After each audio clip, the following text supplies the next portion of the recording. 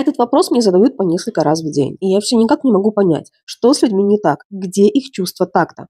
Тут математика ломает мозг. Все, что больше цифры 2, вызывает шок. Ого, у вас 3 собаки? А они что, все с вами живут? И это, заметьте, звучит как претензия, как будто мне нужно оправдываться. Почему у нас в обществе стало нормой вот так беспардонно влезать в личное пространство постороннего человека, задавать вопросы, которые вообще-то не тактичные и, мягко говоря, странные?